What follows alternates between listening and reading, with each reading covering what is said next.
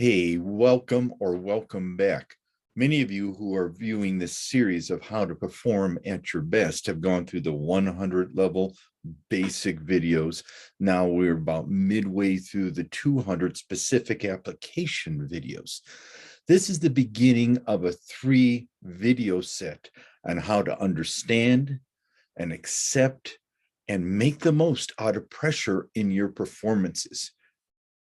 So today's session will be how to understand what pressure is, what it is not, how it affects you, but also it is mostly an attitude readjustment. Most of us in pressurized performances become tensed and squeamish, look at failed results, fear choking.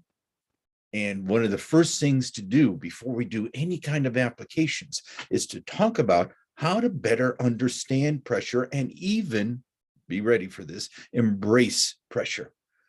When I was a full-time practicing performance psychologist, I would have usually 2 types of athletes or performing artists contact me, each of whom wanted some very short-term applications or fixes. The first one who would contact me would be performing artists and athletes who wanted me to help them prepare for a big set of performances so that they can perform well within those.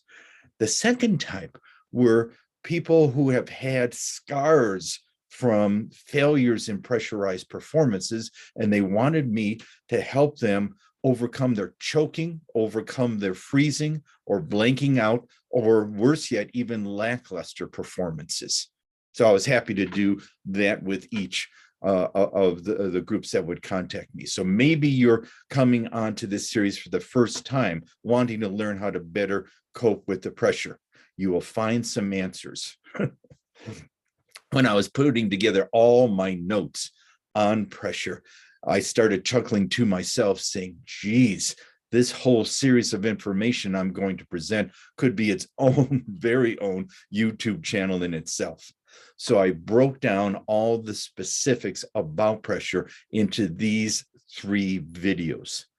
I'm organizing them in a very specific way from general and bigger perspectives to more specific applications. So today we're going to talk about understanding pressure, how to make the most of it. That sounds strange, and you can make the most out of pressure. Next video will be specific practices and applications, techniques of how to cope with pressure and how to transform pressure. And then the third video in this series, I'm going to share with you a couple secrets about how to make the most out of pressure. Okay, are you ready? Good. The great Billie Jean King said this about pressure. She called it the privilege of pressure. Now, the first time I heard that, maybe the first time you're hearing it now, you say, wait a minute, privilege of pressure. Yes, because pressure is proof that you have done the things well already and that you're ready to see if you can apply those into more meaningful situations. A lot of our performances mean something. It's just not going through the motions. Those are practices. Those are rehearsals. In the actual performances where we are competing with others, collaborating with others, that it means more. Our individual performances mean more. And sometimes at the onset of that reality, we start freezing or choking or blanking out. Billie Jean King said that she practiced her whole life to be in these situations. And so she said, it's a privilege. It's what I call a testing ground, a proving ground, where you can see how well you can apply your skills in a connected, integrated way so that they come out as natural as you ever dreamed about or as natural as it ever was in a low-level practice or rehearsal. In that respect, pressure is a privilege. I believe that pressure is really what I call a rite of passage to see how well you can prove yourself under pressurized situations, how well you've done things. And it's also a pathway or a doorway to see how well you can keep on improving yourself. Pressure, I think, is a good thing. How many times have you heard someone say that? No, because a lot of times people cower under pressure. Pressure is a good thing. It is a way of providing the opportunity to prove some things to yourself, to learn from failures and disappointments. I'm a great believer in people who choke. A lot of us avoid choking.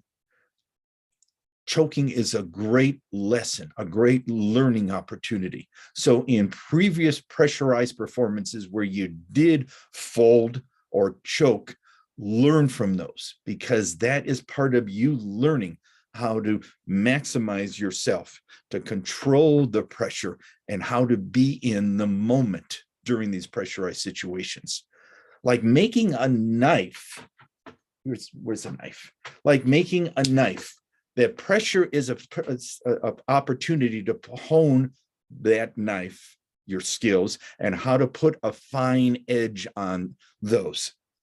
That looking at that in a more positive way is a way of looking at pressure so that you can start controlling the pressure and controlling yourself in the moment, instead of allowing the moment or the pressure to control you. It is an essential choice to make before the performance and during the performance. Can you be in the moment? There is an old Australian rules football precept that says, cometh the person, cometh the champion. Can you come in the moment? Can you become in the moment? Can you perform in the moment? And that is not allowing the immensity of the moment get to you, but allowing you being in the moment. That's the only thing you really can control, not the lead up, not the aftermath, is that you purely here and now is the only thing you indeed can control. You've probably heard this 100 times, and that is, how do you make a diamond? With coal, with time, with pressure. Yeah, that's simplistic. But part of that is learning how to channel pressure.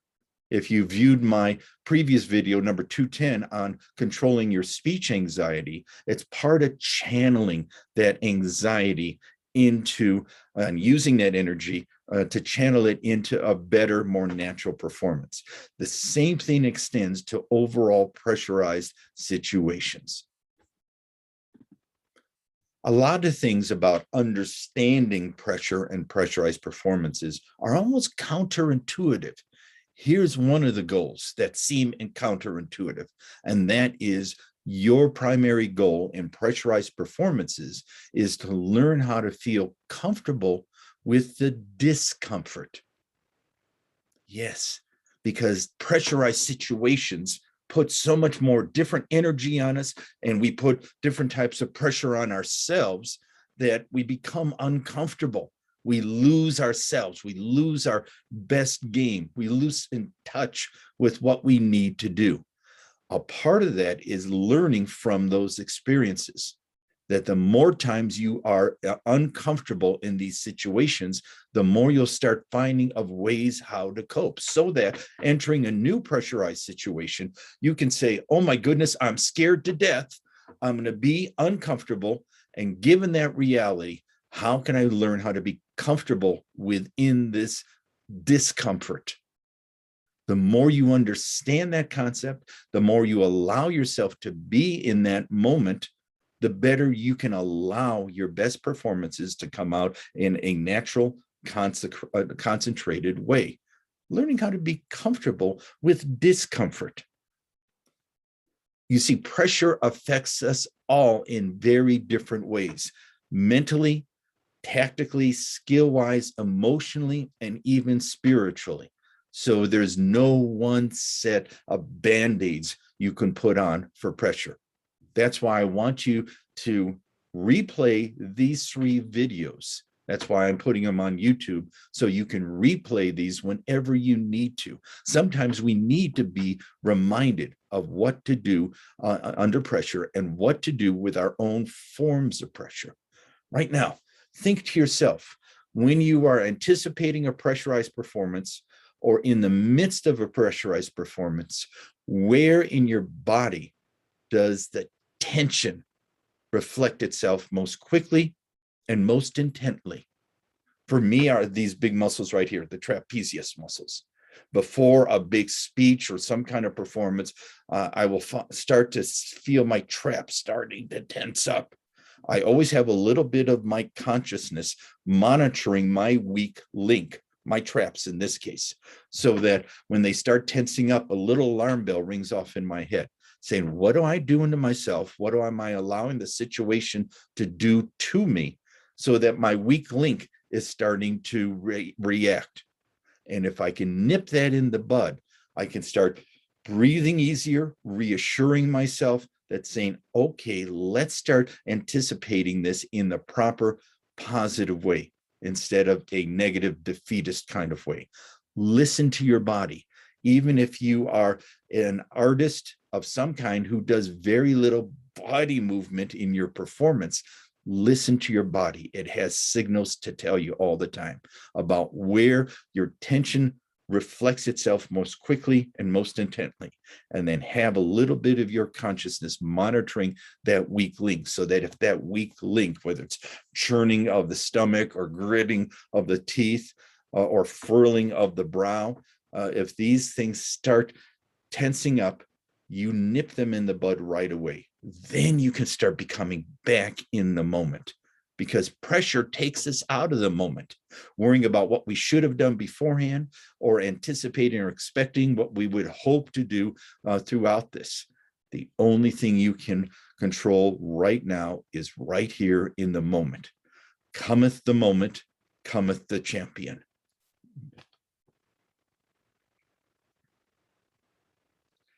One of the things I'm going to share with you in the second video, the applications, is this. And this is start to creating it right now. Come up with your own toolbox, your own metaphorical toolbox of all those the perspectives and specific techniques that will apply, that you can use. I'm going to hit you with a lot of different things during these 3 videos. Put the ones that fit for you in this pressurized toolbox that you can pull out and apply before and during the performance, because it affects all of us differently.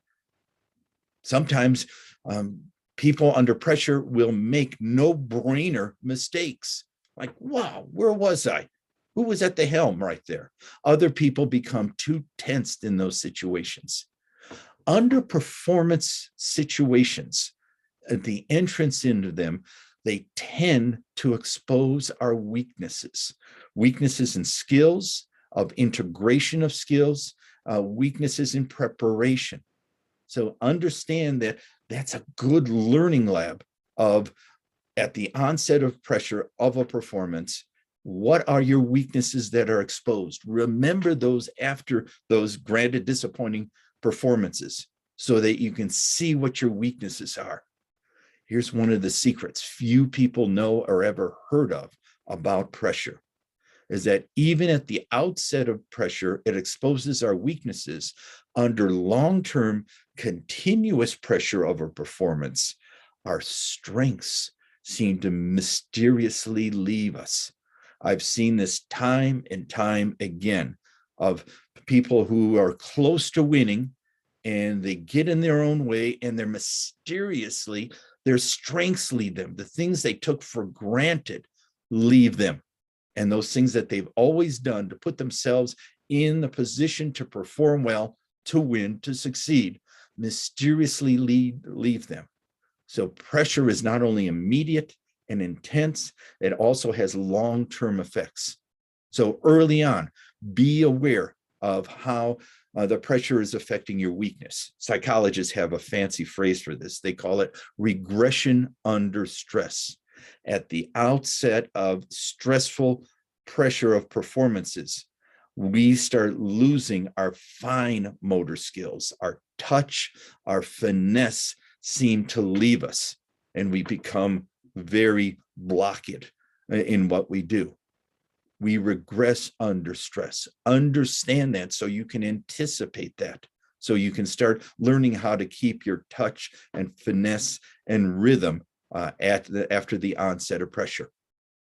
It is a natural response. If you can anticipate that kind of response of regressing under stress, where you lose your fine motor skills, it will be more temporary and you can recover more quickly.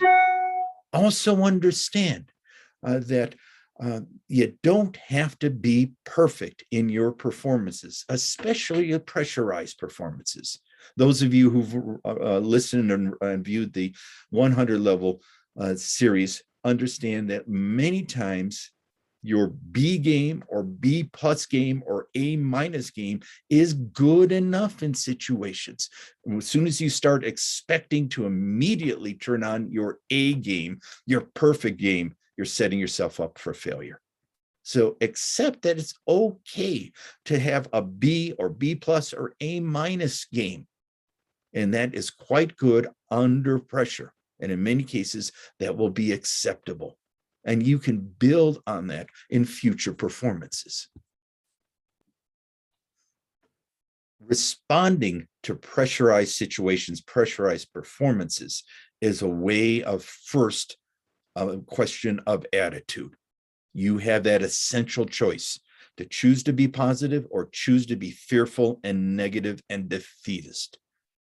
At the onset of a pressure, leading up to a pressure performance, say such things to yourself as, I can't wait to see what happens. I can't wait to see how I'm going to perform. I can't wait to see how I'm going to surprise myself and what I'm able to do under pressurized situations. I'm scared to death. I'm nervous. Understand, accept those things, and then reframe those, rechannel those into positive anticipation. Part of this is a phrase that many of you have heard is, once you embrace the nerves, your own nerves, you can more powerfully embrace the moment. See that what you can do in the moment is a testing ground, is a proving ground. Hopefully, some of these broader perspectives make sense, that you can control the pressure. Pressure is only as damaging as you allow it. Pressure is objective. Use that objectivity to bring it through, and so that you channel it into your performances. As kind of a summary, I'm going to read to you some general perspectives that we've covered in here that you can use to understand pressure, so that you almost embrace pressure, so you embrace the moment and almost love pressurized situations. Does that sound strange? It should. Back in the 1970s, there was a very good, outstanding baseball player that has now had his reputation soiled. His name was Pete Rose. And in a pressurized Game 7 of the World Series at that time, in the late innings, he made it as a base runner all the way to third base, while the other team, the Boston Red Sox, were making a pitcher change. He was standing on third base, turned around to his third base coach, and he said, "Isn't this fun?" Where everybody was starting to gag and die, and he can cut the pressure with a knife, he had a whole different framework. He said, "Isn't this fun?" It's a testing ground. It's a proving ground. Here are a review of some of these things that we've covered. Some of these things to understand, to accept, and even embrace. Pressure is a good thing. It's an opportunity, the privilege of it, not a threat. Pressure is maybe even a gift to you. You've worked hard to make it to this point, and this is a proving ground to see how well you can do it. Pressure means that you are doing something significant. You are bringing out your best. You're doing something important. It goes with the territory of achievement. What you do and how you do right here and now matters. Again, pressure is only as devastating as you will allow it to be. You control it, not to eliminate the pressure, to deny the pressure, but to use that energy of the pressure to channel it into elevating your performances. Early on, I had a nice acronym of how to relax called CALM, CALM. Come up with your own acronym for CALM. One of the things that comes out a lot of successful performing artists, reflecting on great performances under pressure, they said, I was calm. I was at ease. I was at peace. And a lot of times they're amused that their responses were that way. Yes, that is a result of you doing right things, and learning how to be calm going into those things is one of the ways to stay calm. Accept what you're doing right here and right now. Accept little mistakes. Accept the regression under stress, where some of your fine motor skills leave you for a while. Acceptance means you can do something with it. Realize that as you go into pressurized, unified performances, you've done these things hundreds of times during your practices. You've done these things multiple times in your rehearsals. I'm a great believer in having pressurized performances in your practices right before a big performance. Get used to responding under pressure. Create situations at the end of a rehearsal, at the end of the day. Can I do it right the first time? Can I do it right in the first take?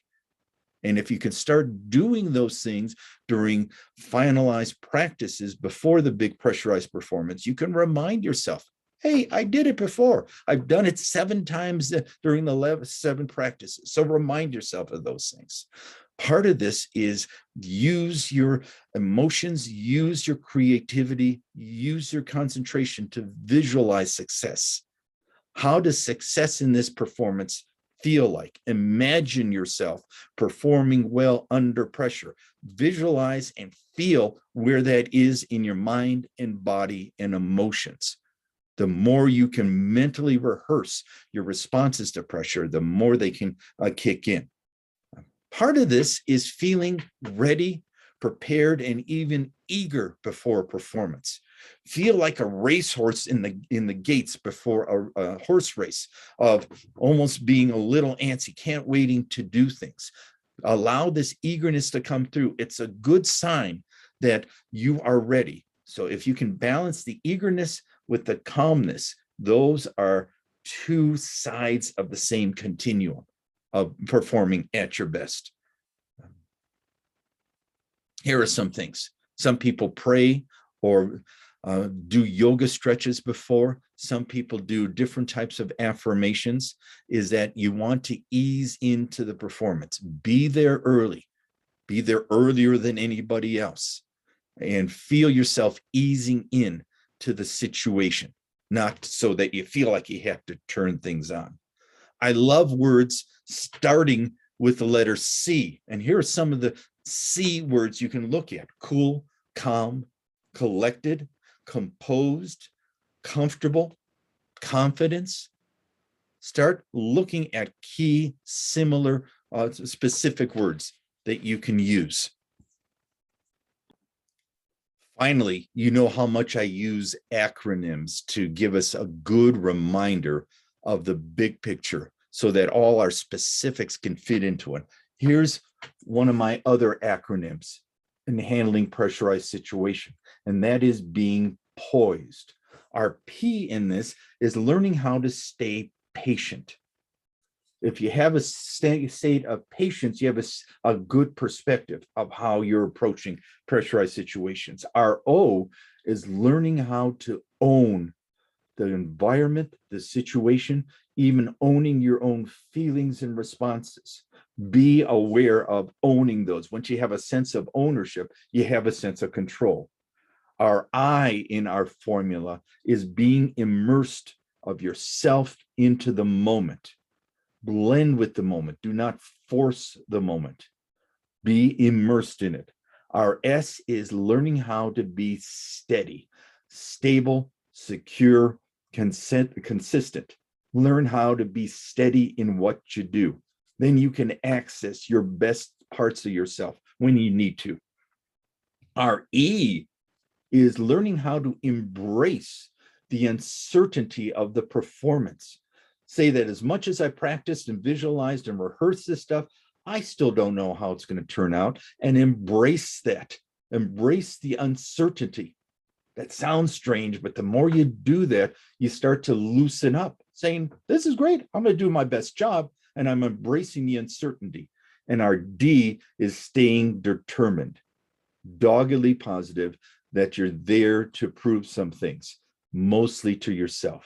Throughout all of these elements, you can start being poised under the pressure of performances.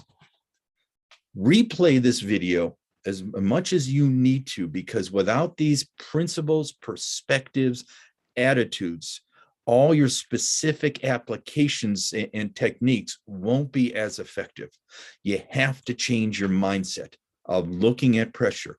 It is your own performance lab. It is a reward of you doing things right, so that you're at this moment to go see if you can go prove some things to yourself, not only in practices and rehearsals, but also unpressurized situations. Then you start becoming a performer. This is Tom Kubistant. We'll see you for the next part 2, on the specific applications of handling pressure.